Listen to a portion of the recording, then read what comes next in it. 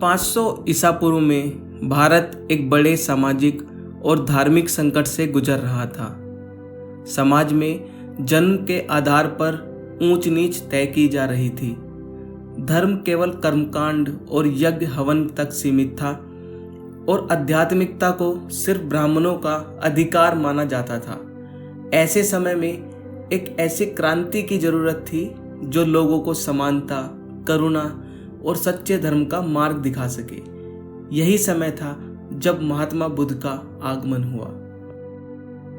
500 ईसा पूर्व का समाज 4 वर्णों में बटा हुआ था: ब्राह्मण, क्षत्रिय, वैश्य और शूद्र।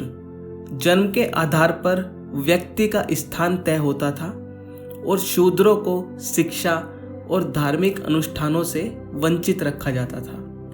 बुद्ध ने इस व्यवस्था को खुली चुनौती दी।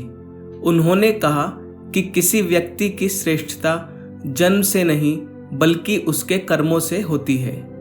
उन्होंने एक ऐसे समाज की कल्पना की जहां सभी को समान अवसर मिले और किसी को भी केवल जन्म के कारण ही ऊंचा या नीचा ना समझा जाए। उस समय धर्म के नाम पर जटिल यज्ञ हवन किए जाते थे जिनमें बलि प्रथा आम थी। बुद्ध ने इस दिखावे को नकारते हुए कहा कि सच्चा धर्म बाहरी अनुष्ठानों में नहीं बल्कि मन की शुद्धि में है। उन्होंने स्पष्ट किया कि आत्मज्ञान के लिए किसी बाहरी अनुष्ठान की जरूरत नहीं है, बल्कि ध्यान और आत्म अवलोकन ही सच्चा मार्ग है। उस समय भारत में महिलाओं की स्थिति दयनीय थी। उन्हें शिक्षा से वंचित रखा जाता था और धार्मिक कार्यों में भी उनका कोई अधिकार नहीं था। बुद्ध ने इस सोच को बदला। उन्होंने भिक्षुणी संघ की स्थापना की, जहां महिलाएं भी पुरुषों की तरह ध्यान और साधना कर सकती थी। उन्होंने कहा कि मोक्ष पाने के लिए पुरुष और महिला में कोई अंतर नहीं है। उस समय हिंसा भी आम बात थी। पशु बलि, युद्ध और दंड के कठोर रूप समाज में व्याप्त थे। बुद्ध ने अहिंसा को सबसे बड़ा धर्म बताया। उन्होंने कहा कि करुणा ही सच्चा धर्म है और हर जीव को जीने का अधिकार है। उनका यह संदेश आगे चलकर पूरी दुनिया में अहिंसा के विचार को फैलाने का कारण बना। बुद्ध ने ध्यान की एक नई विधि दी जिसे विपश्यना कहा जाता है।